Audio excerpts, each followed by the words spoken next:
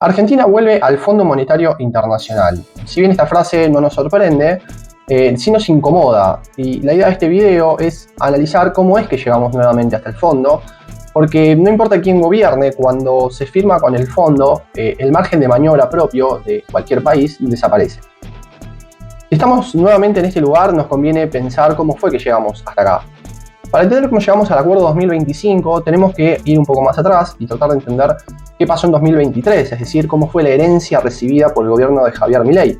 La realidad es que durante 2023, en la campaña electoral, se quemaron los últimos cartuchos del Banco Central. Literalmente el Tesoro Nacional absorbió gran parte de los recursos del Banco Central a través de mecanismos financieros, más conocidos por la mayoría de la gente como las LELIQs, que básicamente era un pasaje de recursos de los bancos privados al Banco Central y del Banco Central al Tesoro Nacional a través de las LELIQs y de las famosas letras intransferibles. Esto llevó a que el Banco Central terminara con un rojo imposible de sostener. Por su parte, los bancos privados no le prestaban a los privados, justamente, no les prestaban a las empresas, a las pymes, a los particulares, y esto derivó en un efecto muy nocivo sobre la economía, conocido como el efecto crowding out, que es cuando el Estado, absorbiendo recursos de los privados, corre del medio a la inversión privada. Esto daña fuertemente a la economía porque, bueno, es una economía que está estancada, que no crece, y en el caso argentino además se sumaba un proceso inflacionario fenomenal, que iba a terminar un 2023 con más de 220% de inflación. Y además de este proceso inflacionario, las reservas en rojo, una inflación insostenible, el Banco Central estaba prácticamente vacío, sin más que papeles en sus activos y sus pasivos. Esta fue la herencia que recibe Javier Milei en diciembre de 2023, con un escenario macroeconómico y microeconómico realmente complejo. Y ni bien asume, la decisión que se toma por parte del Ejecutivo nuevo era una política de shock, ya que durante toda la campaña, Javier Milei y los que iban a ser sus funcionarios, llegaron con promesas de motosierra, orden, libertad, y vino una política de shock que una de sus primeras medidas implicó una devaluación del 118% en el valor del dólar, que luego se va a trasladar obviamente a la inflación, a una situación de recesión económica, de freno de ventas, freno de producción, etc. Paralelamente se empiezan a eliminar regulaciones al comercio, regulaciones a la producción, regulaciones que de alguna manera ordenaban la vida burocráticamente en algunos casos, en otros no, pero ordenaban la vida del escenario económico argentino. Bueno, Javier Milei viene con la idea de romper con todo esto y encarar un nuevo escenario. En este nuevo escenario hay menos regulaciones, hay menos inversión por parte del Estado, hay menos transferencias a las provincias y empezamos a entrar en un círculo de ajuste del gasto público que, va a ser sostenido durante todo el año 2024. Así fue que el gasto primario del Estado, o sea, lo que se gasta de forma directa por parte del Estado, cayó en términos reales más del 30% en los 2 primeros meses del año. Luego eso se fue regularizando, pero en los 2 primeros meses del año cae fuertemente un 30%. Los subsidios a la luz, gas, agua, transporte, etc., caen más del 60%. Las transferencias a las provincias caen, las que son de modo discrecional, que no tienen que ver con la coparticipación, caen un 90%. Y todo lo que tenga que ver con inversión pública, obra pública, etc., prácticamente cae en su 100%, cae a cero. En paralelo, los haberes jubilatorios, en términos reales, cayeron durante el primer año de gobierno, los primeros 12 meses, cayeron casi 35 puntos reales. Luego, producto de la baja de inflación, van a recuperar algunos puntos, pero todavía estamos muy lejos de una recuperación real. Y en paralelo, con un Congreso donde el gobierno de la Libertad Avanza es claramente una minoría, con apoyos de distintos bloques, pero en algunos momentos diferentes partidos políticos, Frente de Todos y el peronismo, etc., sacaron leyes con la idea de aumentar el gasto público, de recomponer las jubilaciones. Todo esto fue vetado, ya sea por el lado de el aumento de las jubilaciones, de arreglar la situación con las universidades, etc. Todo esto fue vetado en pos de mantener un superávit fiscal. ¿Qué se logró? Eso es real, el superávit fiscal se logró, hacía muchos años, décadas que no se vivía en superávit fiscal, y así fue que cerramos un 2024 con un superávit total del 1.8% del PBI, es decir, el Estado gastaba 1.8 menos de lo que recaudaba, le sobraba plata, digamos. Pero mientras esto venía sucediendo, mientras jubilados, universidades, particulares, pymes, etc., sufrían este ajuste, esta recesión económica, bueno, el gobierno por un lado ajusta en ese grupo social y por el otro lado impuestos como a los autos de lujo, bienes personales, es decir, todos los impuestos que afectan a las personas de mayores ingresos fueron eliminados. En el caso de bienes personales, a través de la ley Bases, se propuso la eliminación de bienes personales y además se propuso un anticipo de bienes personales para que todos aquellos que tenían que estar afectados por este impuesto adelantaran los próximos 4 años de impuestos para no pagar 2025, 26 y 27. Todo esto dio como resultado que la inflación efectivamente bajó con un freno de mano muy grande, como venía contando. Los salarios reales en el primer año se desplomaron bastante, ni hablar los salarios estatales y ni hablar los salarios informales.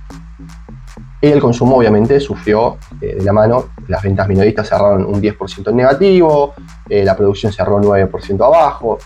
Un año realmente con una recesión muy marcada, sobre todo en aquellos sectores productivos, pymes, trabajadores, jubilados, es decir, todos aquellos que motorizan la economía. La pregunta es si todo este ajuste de 2024 sirvió para algo, si sirvió para que la economía argentina pase nuevamente a ser una economía pujante, creciente.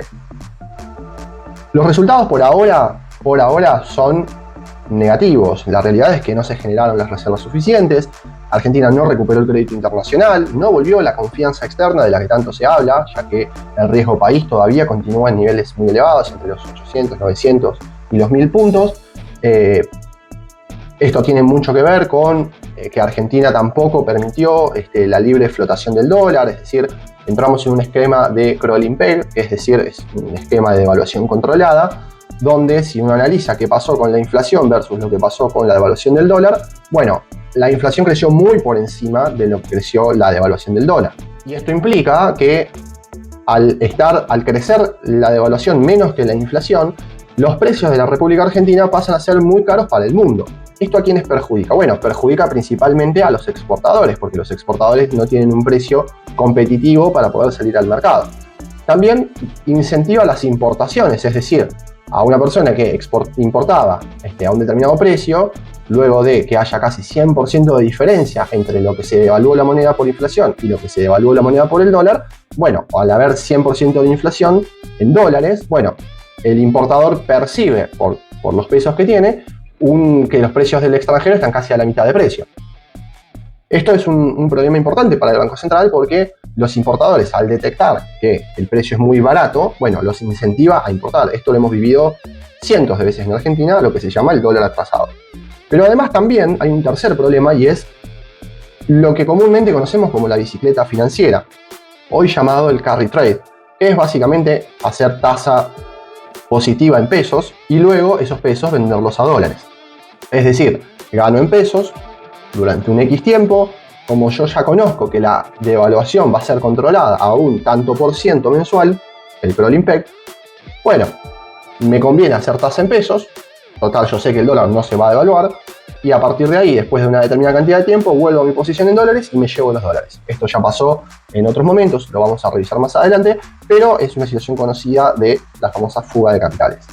Entonces, la pregunta es, ¿se podía evitar el acuerdo con el fondo? ¿Se podía evitar tener que ir al Fondo Monetario? Tal vez sí, tal vez no, probablemente no. Es decir, frente a todo este escenario que les estoy contando, dado que efectivamente Argentina ya no tenía posibilidades de ni acceder a los mercados, ni cambiar la política en este momento, porque no tenía dólares en el Banco Central, porque todo este esquema que conté antes de un dólar atrasado, bueno, obviamente que lo que genera es que el Banco Central constantemente pierde reservas. Así fue que entre diciembre y marzo perdimos 8.000 millones de dólares.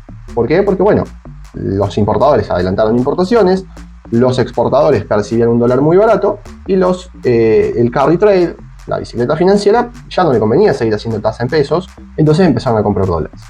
Entonces lo que nos tenemos que preguntar ahora es ¿qué fue lo que firmó Argentina con el Fondo Monetario Internacional en este nuevo acuerdo de 2025? El título suena algo formal, se llama Acuerdo de Facilidades Extendidas por 48 meses, pero detrás de este título hay algo mucho más importante. Hay reformas a la economía, reformas al Estado, reformas a la política, reformas sociales, y es un poco lo que tratamos de desentrañar en este video. En principio, el acuerdo contempla un monto total de apoyo por 20.000 millones de dólares, equivalente al 479% de la cuota que tiene Argentina dentro del Fondo Monetario. ¿Qué quiere decir esto? Bueno, básicamente que Argentina tiene puesto dentro del Fondo Monetario Internacional unos 4.300, 4.400 millones de dólares. Dados los cambios políticos a nivel Argentina, a nivel mundial, hoy se les ha prestado más de 20.000 millones ahora y 45.000 millones antes, es decir, más de 65.000 millones de dólares, de los cuales todavía no se ha devuelto nada. Lo poco que se había devuelto, bueno, volvimos a endeudarnos. Entonces, de ese total, de los 20.000 millones del acuerdo 2025, 12.000 millones de dólares se depositaron el día martes en el Banco Central Argentino y 2.000 millones más se depositarán en el mes de junio, cuando llegue la primera revisión del acuerdo del Fondo Monetario Internacional, y a partir de junio las revisiones serán de modo semestral. Una estructura básicamente tres grandes pilares a lo largo de las 132 páginas del acuerdo. Se estructuran tres grandes pilares que Argentina debe tener en cuenta y debe cumplir. Esto es muy importante porque no es a nivel de recomendación, sino es que Argentina los debe cumplir si quiere continuar recibiendo los desembolsos y mantenerse en este acuerdo de facilidades extendidas del Fondo Monetario.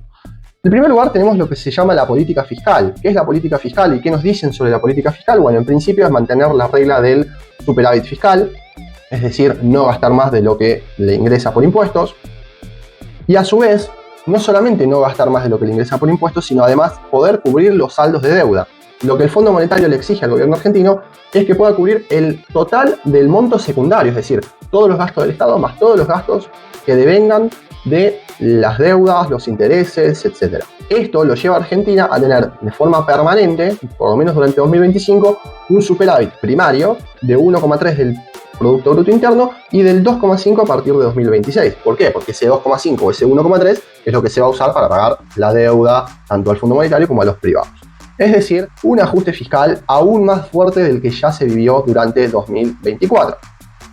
Pero hay otras cuestiones llamadas la disciplina del gasto, así lo menciona en el acuerdo, que habla de reducción a los subsidios energéticos, se traduce en un aumento de las tarifas, reducción y reforma del sistema previsional argentino, le hace aumento de edad jubilatoria, posible privatización de las jubilaciones, reforma tributaria, le hace aumento de impuestos en determinados sectores y reducción de impuestos en otros sectores, eliminación de lo que consideran ellos como impuestos distorsivos. Luego también proponen una revisión del esquema de coparticipación. Acá va a haber un problema importante con las provincias porque están pidiendo que se cambie el esquema de coparticipación.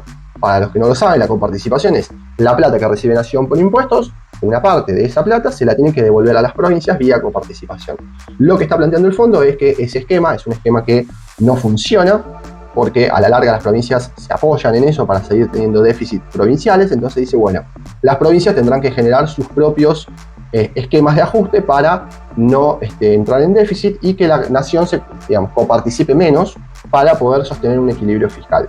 Por el otro lado, plantean un cierre de todos los fondos fiduciarios, toda la racionalización de empresas públicas y preferentemente, tal cual dice el fondo, la venta de todas las empresas públicas, desde aerolíneas, su participación dentro de YPF, etc. Todas las empresas que sean del Estado, sean estratégicas o no sean estratégicas, deberán ser vendidas. Esto lo llaman dentro del acuerdo literalmente, y lo leo, una mejora en la eficiencia del Estado y en la calidad del gasto público, tal cual lo dice el acuerdo. El segundo pilar en el que se funda este acuerdo se llama política monetaria y cambiaria. ¿Qué es lo que nos piden a todos los argentinos sobre este aspecto?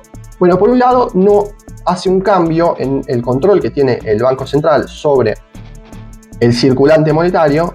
Normalmente, y desde el origen del Banco Central, siempre se controló la base monetaria, es decir, en procesos donde se trata de bajar la inflación, se controla la base monetaria. ¿Qué es la base monetaria? Bueno, es toda la plata circulante, la que tenemos nosotros en casa, la que tenemos en el banco a la vista y la que podemos tener en aplicaciones, billeteras virtuales, etc.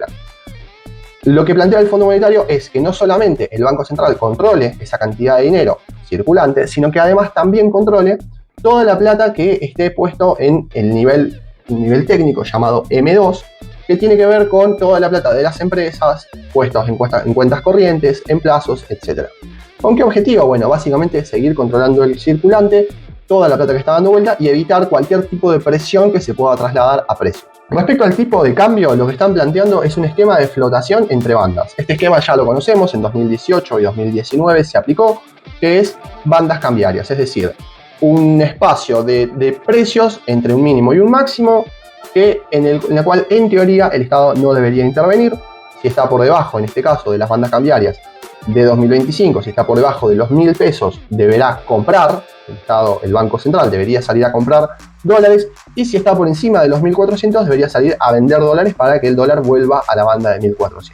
Es decir, solo podría intervenir en caso que se supere una de las dos bandas, la superior o la inferior. ¿Cuál es la meta de este nuevo esquema? Bueno, acumular cerca de 4.000 millones de dólares durante 2025, independientemente, obviamente, de la plata que ya entró por el Fondo Monetario, y supuestamente a través de este esquema de compra o venta dentro de un esquema de bandas permitiría mantener cierto control sobre el tipo de cambio. El tercer pilar tiene que ver con las reformas estructurales. Estas son reformas ya no solo al modelo monetario, cambiario, fiscal, sino también a leyes que hacen a todo el sistema económico argentino.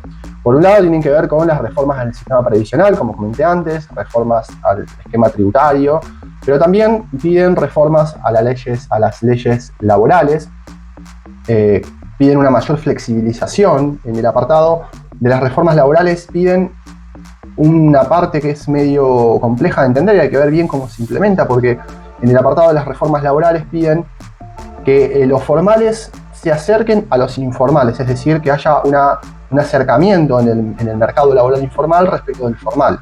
Es decir, no terminamos de entender si es que están pidiendo que los informales pasen a ser formales o bien que haya una flexibilización absoluta del mercado laboral que termine generando, bueno, simplemente un esquema de autorregulación del mercado laboral muy distinto al que conocemos actualmente. Por otro lado, también piden una desregulación completa del comercio exterior argentino, esto es, quita de todo tipo de retenciones a las importaciones o a las exportaciones, cualquier tipo de barreras aduaneras, cualquier tipo de ley que promueva a frenar el comercio internacional. Otra de las cuestiones que piden es la racionalización del Estado. Esto implica el cierre de organismos, la reducción de la estructura del Estado. También piden la privatización, como dije antes, de las empresas del Estado, es decir, todas aquellas empresas donde el Estado interviene, piden su privatización. Y también piden un plan de incentivos a las grandes inversiones. Esto ya se hizo a través del esquema RIGI, que es un esquema de incentivo a las grandes inversiones en materia minera, energética, petrolera, agroindustrial, etc. Todas estas reformas se están pidiendo en un plazo de 24 meses. Recordemos que el acuerdo de facilidades extendidas dura 48 meses. Bueno, el acuerdo pide que en 24 meses, es decir, lo que queda de 2025 y 2026, se apliquen todas estas reformas que antes dije, es decir, la laboral, la previsional, la tributaria, coparticipación, etc. Es decir, en 24 meses hacer un cambio radical de como conocemos actualmente el esquema económico argentino. Si no se cumple, si no se avanza con estas reformas, bueno, el Fondo Monetario Internacional se reserva el derecho de continuar con este acuerdo, se reserva el derecho de suspender incluso el acuerdo, y si esto sucediera, Argentina entraría en un proceso bastante extraño, porque este acuerdo viene a ser un parche del acuerdo que se hizo en 2022, que cerró el entonces ministro de Economía, Guzmán, con el gobierno de Alberto Fernández. Este acuerdo es como un parche sobre ese acuerdo, y lo que se propone en ese acuerdo es que en 2020, o sea, si volviésemos al esquema anterior, bueno, en el 2025, 26, 27 y 28 se debería pagar todo el total de la deuda, que se debía antes y que se debe ahora. Es decir, entraríamos en una especie de nebulosa extraña donde no sabríamos bien cuál de los acuerdos hay que terminar respetando. Con esto resumimos que no se puede caer este acuerdo se debe respetar y las cláusulas que se han puesto son bastante estrictas para el gobierno argentino. Ahora que ya sabemos qué se firmó, ahora que ya sabemos qué fue lo que se puso en marcha, la pregunta es si Argentina alguna vez había firmado algún acuerdo de este estilo, si Argentina se había entregado de esta manera a reformas que no provienen del Estado argentino, sino que son impuestas por un organismo internacional. La respuesta es sí. Ya había sucedido esto de el FMI pidiendo reformas estructurales. Vamos a revisar un poquito qué es esto de las reformas estructurales y cuántas veces Argentina se comprometió a hacerlo. Pero para no ir muy lejos, en 2018 el organismo firmó el acuerdo más grande en toda su historia, desde su existencia, con el gobierno del ingeniero Mauricio Macri, por 57.000 millones de dólares, es decir, un acuerdo mucho más grande que el que firmamos ahora. Y la promesa era básicamente la misma: estabilizar la economía, volver a crecer, recuperar la confianza, hacer reformas estructurales, y esto finalmente no sucedió. Entonces, empecemos primero con las coincidencias. ¿Cuáles son las coincidencias entre el acuerdo 2025 y el acuerdo 2028? Bueno, por un lado, las coincidencias son bastante generales, la estructura del fondo casi siempre es la misma, es bastante básica, y es la misma que le aplica a todos los países, es decir, un ancla central que tiene que ver con la política fiscal, es decir, no gastar más de lo que te ingresa, déficit cero, reducción del gasto público, eliminación de todo tipo de subsidios, orden presupuestario, cosa que Argentina actualmente todavía no tiene, ya que seguimos con el presupuesto 2023.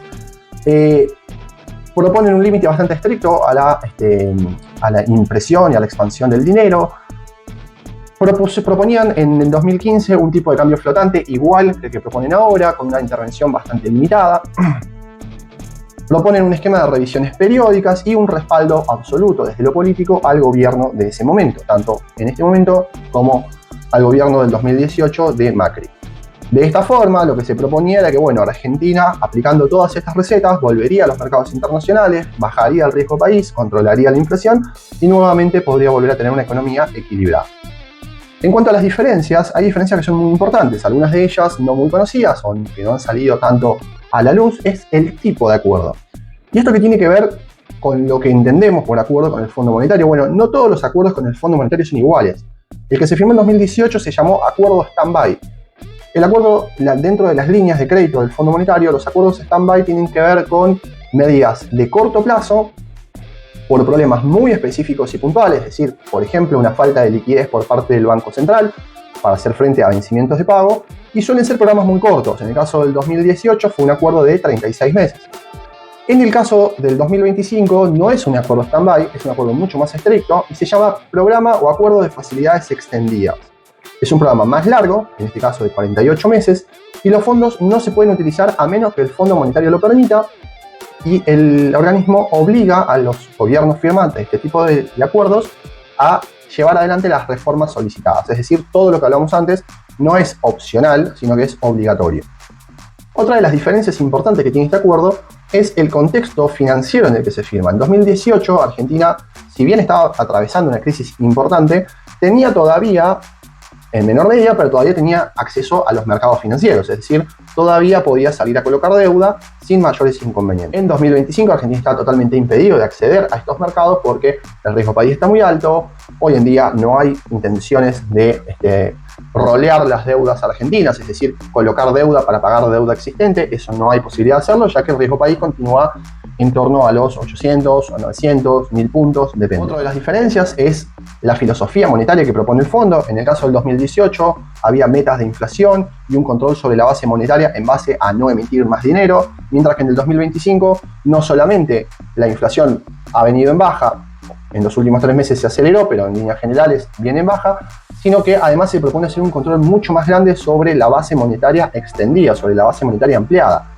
llamada comúnmente como la M2. Finalmente, otra de las diferencias que tiene este acuerdo es el espíritu reformista que tiene. En 2018 se proponía un espíritu reformista mucho más leve, mucho más equilibrado, y no eran obligatorios, eran recomendaciones que hacía el Fondo Monetario. En 2025 son obligatorias. De sus reformas y de su implementación implica si el Fondo Monetario desembolsa o no desembolsa dinero, y el nivel de profundidad de las reformas son muchísimo más amplias que las que se proponían en 2018. Entonces, ¿cómo terminó el acuerdo 2018? Que, como dije antes, es mucho más leve que el 2025. Bueno, la respuesta fue mal. Es un acuerdo que terminó mal. En los primeros tramos se intentó cumplir con algunas de las medidas que pedía el fondo, pero finalmente la economía no reaccionó, la inflación terminó por no bajar, el tipo de cambio terminó por dispararse, hubo fuga de capitales, esto es lo fundamental. Gran parte del dinero que entró del fondo se terminó yendo vía fuga de capitales, es decir, gente que había entrado para tener este sistema que explicaba antes, una tasa en pesos para luego tener más cantidad de dólares, en un momento determinado decidieron irse a Argentina y se llevaron gran parte de los fondos que tenía el Banco Central a modo de reserva. Esto derivó en una suba de pobreza, esto derivó en un estancamiento económico, y finalmente en agosto del 2019 Mauricio Macri pierde las PASO ante Alberto Fernández. Esto deriva en una crisis ya no solo económica sino que también política, que finalmente en septiembre de ese mismo año iba a generar que Argentina decretara por primera vez en su historia un default en pesos, es decir, de la deuda que tenía con los privados en pesos no se iba a pagar, tampoco en dólares. A raíz de esta situación, el Fondo Monetario decide interrumpir las negociaciones con Argentina, decide interrumpir el acuerdo y envía una nota aclaratoria diciendo que iban a negociar con el próximo gobierno para resolver la situación y encarar un nuevo esquema de acuerdo. La pregunta es si esto podría volver a pasar. Bueno, la verdad que depende de muchos factores, depende de cuán predispuesto esté el gobierno a hacer los cambios, de cuánta conflictividad social generen estos cambios, de cuánta capacidad tenga el gobierno para poder implementarlos y a su vez de la sociedad de aceptar estos cambios. Es decir, depende básicamente de nosotros y también de las exigencias del fondo y también de un contexto internacional que hoy en día es muy adverso. Es decir, estamos en medio de una guerra comercial muy fuerte entre las dos principales potencias del mundo que está derivando en una situación totalmente impredecible. Si algo nos enseña la historia es que el acuerdo con el fondo no es garantía de nada, no es garantía ni de crecimiento, ni de estabilidad, ni de éxito, ni de nada. Es simplemente un salvataje en un momento específico que nos permite salir de la situación puntual negativa en la que podemos estar, pero que de ahí en adelante todo lo demás depende de los cambios que el gobierno esté dispuesto a hacer, que el Fondo Monetario le exija y que la sociedad esté dispuesta a aceptar. Pero si vamos un poquito más atrás, si nos retrotraemos unos pasos más atrás y no nos quedamos solo en 2018, bueno, podemos decir que desde 1956 que Argentina ingresó al Fondo Monetario Internacional, hemos firmado 22 acuerdos con este organismo y algunos fueron preventivos, otros fueron de urgencia, casi todos tuvieron finales bastante abiertos y en su mayoría no tuvieron el impacto que el Fondo Monetario esperaba. En los papeles pasa siempre lo mismo, estabilidad fiscal, monetaria, disciplina de precios, etc. La realidad es que muy pocas veces se implementó. En 1958, el presidente Frondizi pide el primer acuerdo con el Fondo Monetario Internacional por 75 millones de dólares. Este acuerdo tenía por objetivo equilibrar la balanza de pagos, porque Argentina no estaba pudiendo hacer frente a su situación externa. Este acuerdo dura muy poco tiempo y deriva en una pérdida de apoyo político del presidente. En 1976, el presidente de facto, Jorge Rafael Videla, pide un acuerdo por 320 millones de dólares que tenía por objetivo liberalizar la economía argentina, hacerla más libre, permitir importaciones libres y consolidar un esquema económico. Finalmente, todo este proceso va a derivar en la triplicación de la deuda externa argentina. Ninguna de estas medidas se van a aplicar y lo poco que se llega a aplicar va en detrimento de la industria nacional, pérdida de empleo, etc. En muy pocos años la deuda pasó, como dije antes, al triple de lo que era al inicio del proceso de la dictadura militar. En 1982, finalizada la guerra con Malvinas, el presidente Viñone, también presidente de facto, pide un préstamo por 1.900 millones de dólares, también enfocado en la salida de la guerra, la crisis regional que vivía Latinoamérica en ese momento. Argentina pide un apoyo al Fondo Monetario y el Fondo Monetario exige a cambio un fuerte ajuste fiscal que claramente no se puede llevar adelante, se lleva adelante de manera parcial. Esto deriva en recesión, pobreza y obviamente que la deuda terminó siendo absolutamente impagable. En 1989, el presidente Alfonsín pidió un préstamo por 3.400 millones de dólares con una hiperinflación completamente desatada, ya sin reservas, un gobierno que estaba completamente debilitado. El acuerdo colapsó en muy pocas semanas, no alcanzó, esa plata se fugó y finalmente Alfonsín entrega el cargo, entrega la banda de presidente 5 meses antes de lo que le correspondía entregar. En 2001, el presidente de la Rúa, con una convertibilidad muy complicada, muy difícil de sostener, lanza un nuevo pedido de préstamo al Fondo Monetario Internacional por 13.700 millones de dólares, con la promesa de que con eso Argentina iba a salir adelante, iba a estabilizarse, iba a ser una economía más libre. Esto no perdura. El Fondo Monetario Internacional exige cada vez más cantidad de ajustes, entre ellos, y uno de los más conocidos, es el recorte de las jubilaciones de un 13%.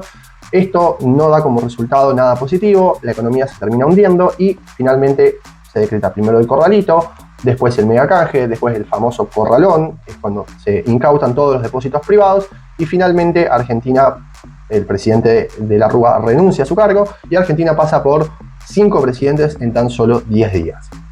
El que le sigue a este acuerdo es el acuerdo 2018, que ya hablamos recién, que tampoco tuvo un buen resultado. En resumen, entonces, cada vez que Argentina pidió plata al Fondo Monetario y las condiciones que proponía el Fondo Monetario no fueron cumplidas, o no se pudieron llevar adelante, o el contexto nacional o internacional no lo permitió, Argentina siempre salió peor de lo que entró. Es decir, entró con un problema y salió con 20 problemas.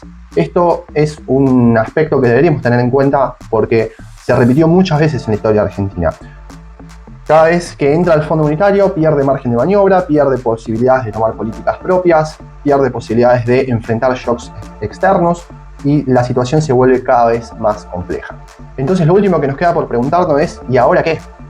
Argentina acaba de firmar un acuerdo, el acuerdo número 23 con el Fondo Monetario Internacional. Es un programa muy ambicioso, muy exigente, que tiene reformas muy profundas, que exige un control externo realmente muy detallado, mucho más que el del 2018, con metas fiscales, monetarias, estructurales que son realmente exigentes.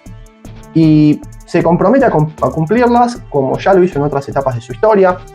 Todo depende de si las va a poder aplicar, si la situación económico, social, política lo va a permitir. Argentina enfrenta actualmente un proceso dentro de algunos meses de elecciones, donde son elecciones de medio término para renovar parte de diputados, parte de senadores. Si le va bien, es un espaldarazo muy fuerte para poder continuar, pero si no le va tan bien, es una gran duda política de cómo va a continuar el gobierno. Y eso nos lleva a preguntarnos qué va a pasar con este acuerdo, qué va a pasar si no se puede cumplir, qué va a pasar si la situación político, económica y social no lo permite. Básicamente la historia nos demuestra que estos compromisos en su mayoría no han terminado bien, a veces por falta de voluntad, a veces porque el plan simplemente no cierra o porque las condiciones son muy exigentes. Entonces la última pregunta que nos queda por hacernos es ¿qué pasa si esta vez no alcanza?